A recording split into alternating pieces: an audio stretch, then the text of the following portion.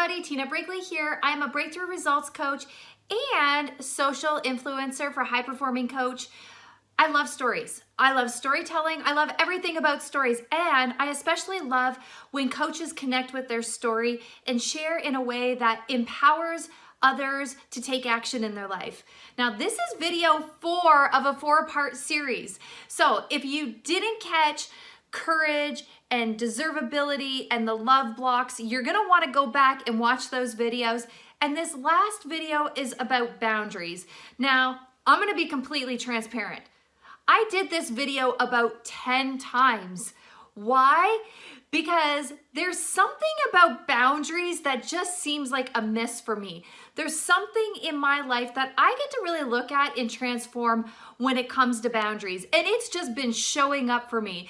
And it's beautiful and it's perfect because this stuff is just gonna show up for you. And you might not be aware that it's actually there, and you might not be aware of the impact that it has. But if you feel stopped, if you feel stuck, if you feel like you're up against an invisible wall, it's because it's a block. And where there's a block, there's beauty, because there's an opportunity to chisel it down, break it down, and have a powerful breakthrough. Now, money is not an easy thing for people to talk about. It's not an easy thing to distinguish because it's masked in so many weird ways, like we don't even realize. But as a coach, if you're dealing with boundaries, one of the things that is going to show up is you become a pushover.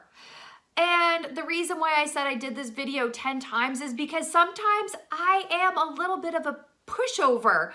When it comes to the money conversation, when people get stopped by money and they want to talk to their husband or they want to talk to their wife or they're just not sure or they have all of these limiting beliefs, I buy into their story. I'm not always a powerful stand for transformation, and this is something that I've really been leaning into. And what I discovered is that there is an underlying fear of rejection. We're afraid that people will say no, and we are going to take it personally. Now, I know that there's a part of me that feels like there is this fear of rejection, but it's bigger than that. It's deeper than that because that's just surface, right? Like I know that people aren't rejecting me. I know that they're not saying no to me, but underneath this fear of rejection is this hidden belief that you're more important than me. And this is really big for me because I'm so passionate about what I do and I see what's possible in others. And because of my passion and my desire and my drive, I want others to see what I see in them. I want them to experience transformation like I've experienced transformation. And it comes from a great place. Now, notice where this shows up in your life. Maybe if you have this boundary, it shows up as giving discounts when you know that people can't really afford your programs, but you really want to powerfully serve them. Notice if you are deciding how much somebody can already afford, you make that decision for them. And when it comes to the money, you lean back instead of lean in. It really does come from an honest place. It comes from a place, but it's not a powerful place. It's not a powerful stand for people and what's possible when we're being a pushover, when we're giving in, when we're lowering our fees, giving discounts, trading services, and believing that somebody else is more important, their needs are more important than your own, is going to show up in the conversation. You will easily buy into their story instead of being a powerful stand for who they are, what they're out to create in the world.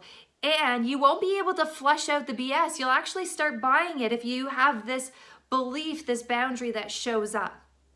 Now, don't make yourself wrong if this is you, if you're a bit of a pushover. It's perfect. It's a lesson. It's an opportunity for you to just practice being in that space. And then the adopted value, the belief, is responsibility. And People are responsible for how they spend their money. People are responsible for what they invest in. You know, I had this belief before that kind of was always playing in the background. When people would say no and I felt this personal rejection, I would almost defend or make them wrong for it. Like, really? You can afford to spend $3,000 on a vacation, but you're not going to invest $1,500 on yourself? Soon as I saw that that was there, that judgment, it's like, man, that's so inauthentic. People get to choose how they spend their money. And it's not a reflection of us, but it's good to notice what shows up for you. Now, I also uncovered that the only way to really be authentic is to be aware of your inauthentic ways of being. Now, we get to live an authentic life. We get to live a transformed life, a powerful life, and coaches that are dealing with this boundary issue, it's easy to transform. And this is how. These three, I'm not going to say they're simple, but there are three strategies that you can use to break through your story, to generate more revenue, more income, and to step into your power. 1, remain curiously engaged in what people are saying. Listen past the money. When people say, oh, I don't have money for that, or I need to talk to my husband about that, get curious about what is actually really there for them. Maybe they're tuned out, maybe they're checked out, maybe they're not really enrolled, and maybe you're not leaning in to discover that. You're not seeing past their stories. So just listen and get really curious and allow them to step into your fees. Know that they are capable of finding the investment if they're enrolled in what's really possible in their life. And if they're really committed to making a difference in somebody else's life, in their own life, their family's life, their relationship. And how you do that is you give them space. Allow the silence to penetrate. Allow the silence to just be there. And let them reflect on what is important to them without making a decision for them. And the third thing is when we say no to clients, it also empowers them. Now, having clear boundaries is also knowing you don't have to say yes to every client. Not every client is an ideal client for you. Be really aware of this boundary that shows up. Especially if you're new and you're wanting to make an impact and you want to take everybody on, not everybody is your people. And you don't have to say yes. You get to powerfully choose who you want to work with and who you don't. And when you do that, when you break through this amazing thing happens where you now start attracting people that are more like-minded, people that are aware of their boundaries. Because remember, it's like a mirror. It's reflecting back to us all the time. And this one is like right here for me. I totally get it. Totally, it's beautiful. It's perfect. It's an opportunity. It's a lesson and it's a blessing.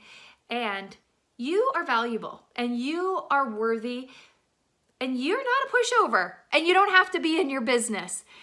Even if it's been like that until today you can declare, I matter, you matter, you're not more important, I'm not more important, we're both equally important.